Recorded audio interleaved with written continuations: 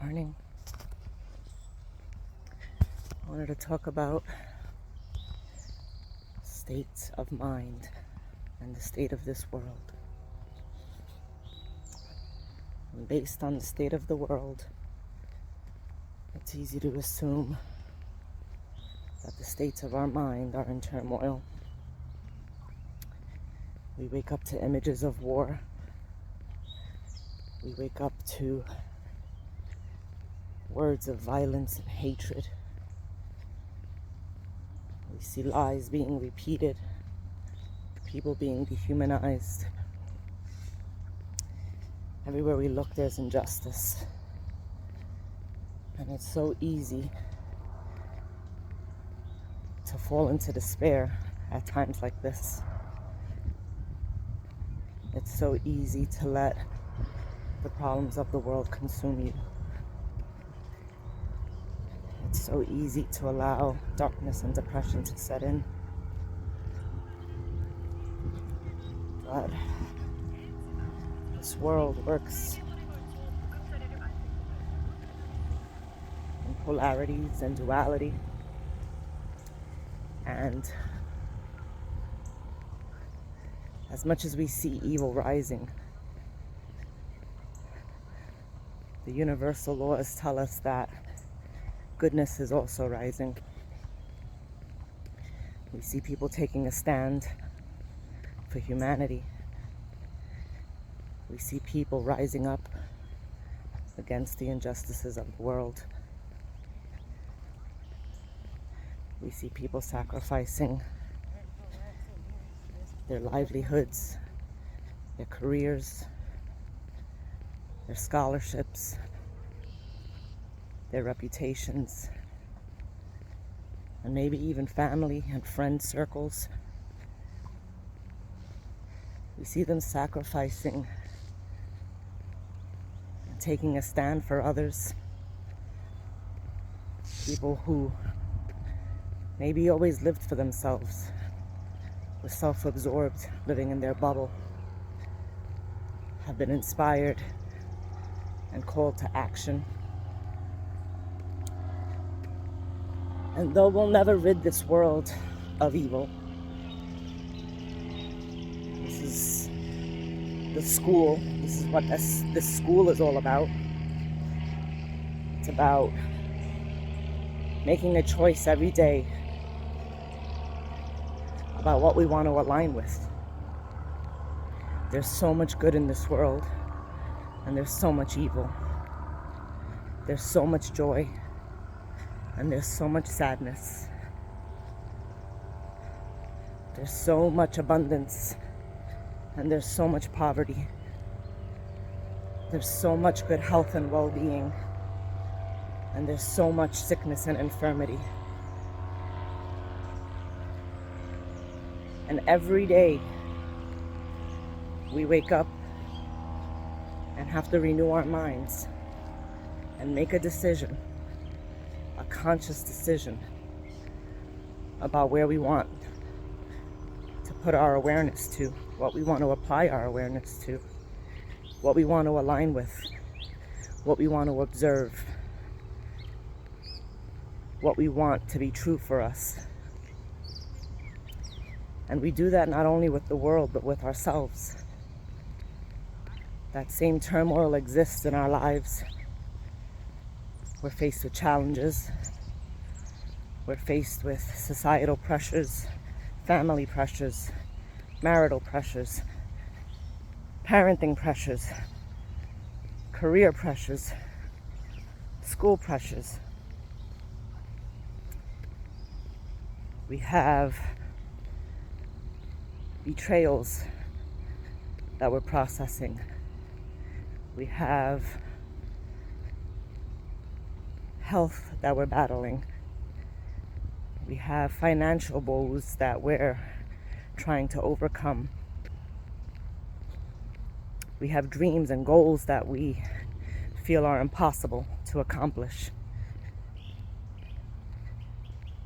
But there's also goodness in our lives. We have the love of our children. We have friends and family who love us. We have jobs that help us to earn money and sustain our lives. We have opportunities. We have health care. We have a beautiful earth to enjoy, to reset us and renew us.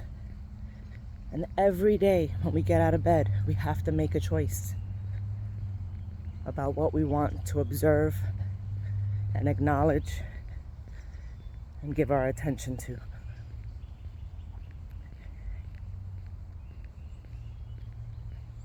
So it's important to remember that this is what we're here to do.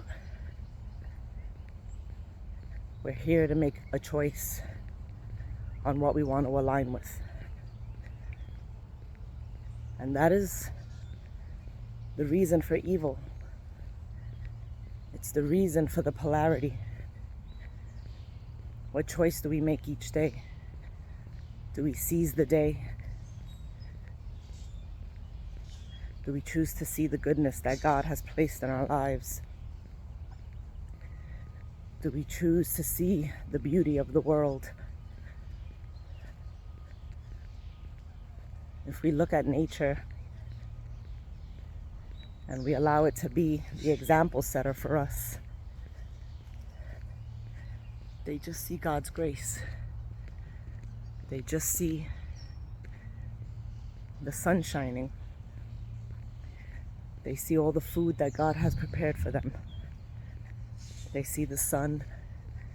They see other birds to play with.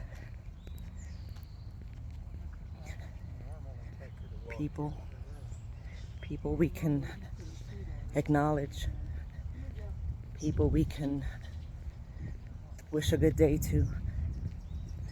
People we can share energy with. Even strangers. If we just look at nature,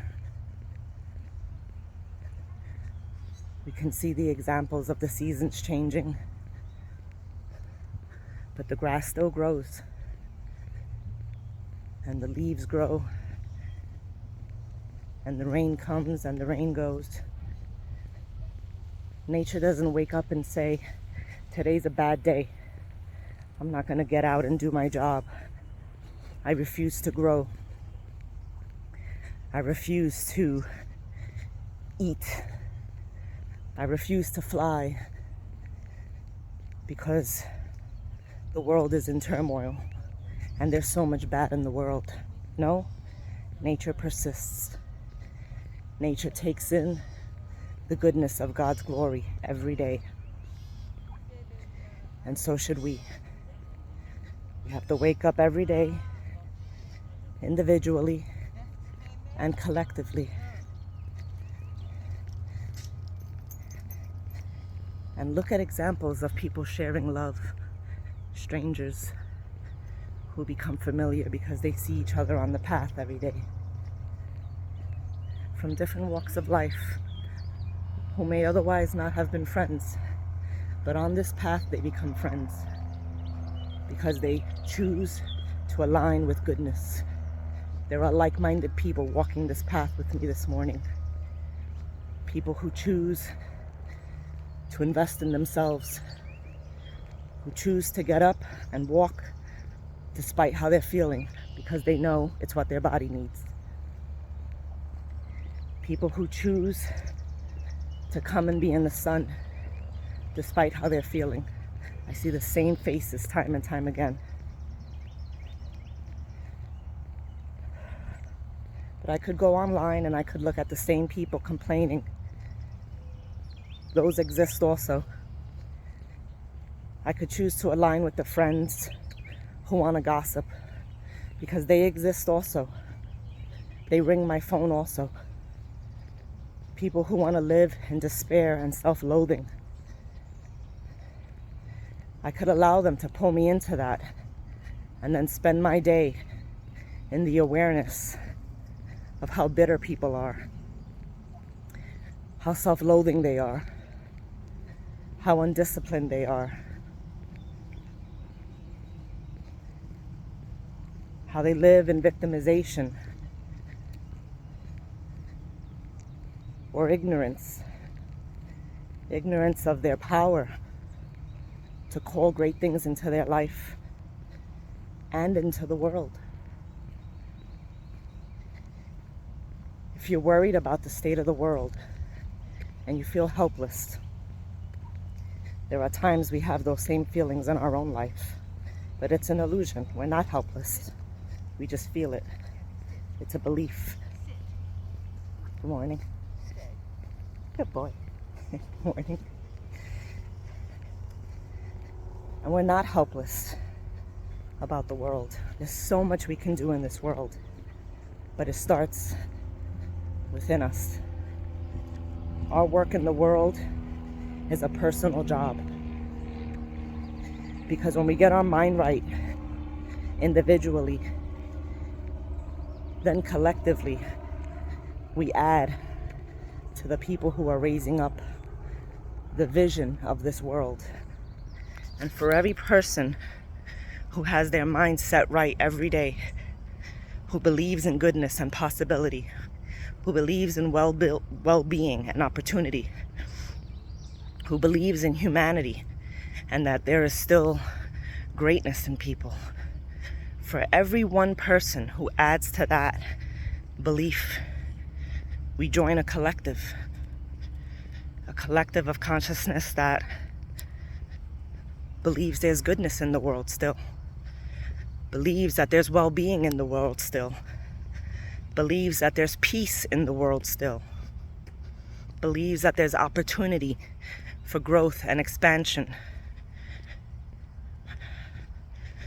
for improvement within our communities and our cities and our government and our schools.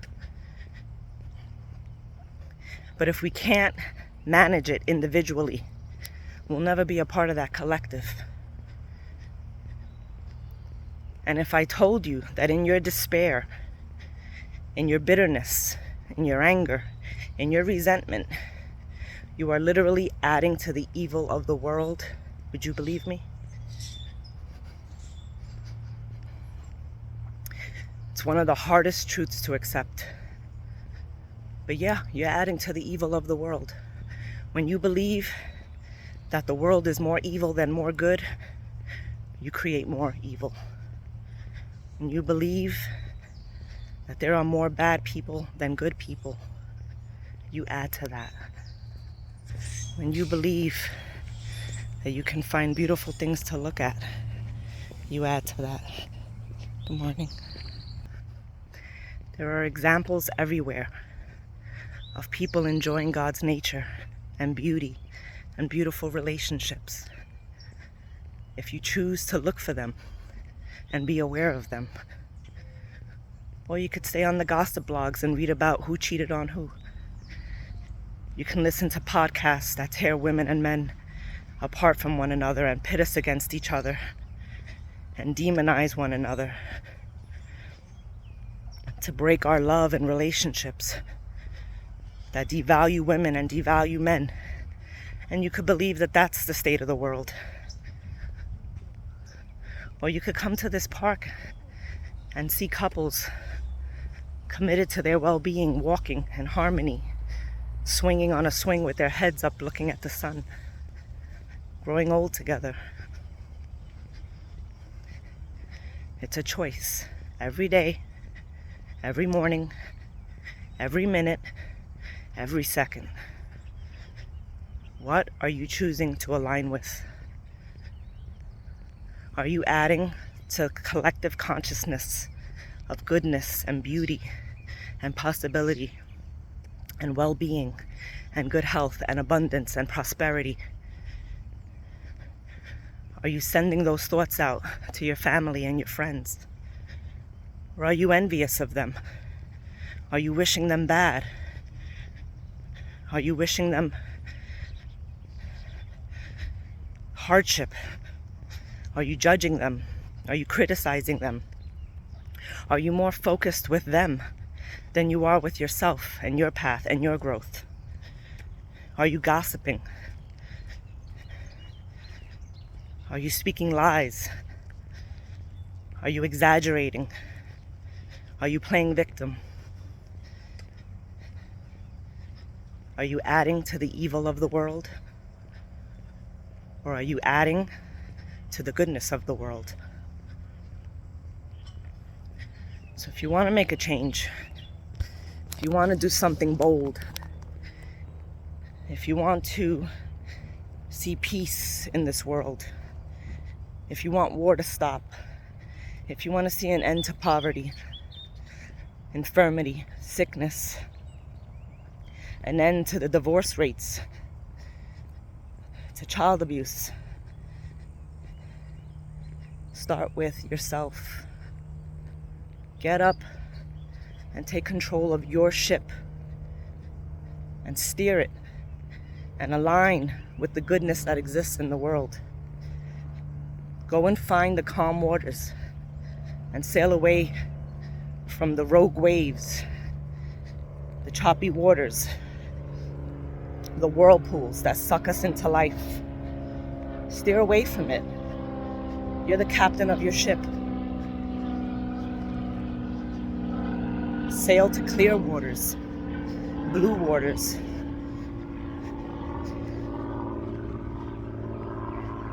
Sail into stillness. Make a choice every day. Renew your mind every day. Do one thing every day to better yourself, and you'll better the world. Or you can wake up, you can grumble, you can focus your thoughts on the same 60,000 negative thoughts you had yesterday. You can start the same bitter conversations with your coworkers and colleagues about how corrupt the world is, how much your boss sucks, how shady your coworkers are, how bougie people think they are. You can look at the neighbors who haven't trimmed their lawn. You can criticize, you can judge. You can look at relationships and pick them apart. Or you can make a choice today that every time your mind is aware of something negative, that you snap yourself out of it and you look for the positive, because it's there. You just got to train your mind. You have to train your focus until it becomes habitual. Until no matter what people try to hold up in your face and say, look at this negativity. How could you say that? Why would God allow these things? Look at these men. Look at these women. No matter what people hold up to you, it doesn't faze you, because you know that you are well-being. You know that the world is well-being. You know that you are abundance. You know that the world is abundance. You know that you are joy and kindness. You know that you are sustained and fed, and so is the world. And I bid you farewell today. Have a peaceful day, everyone. God bless.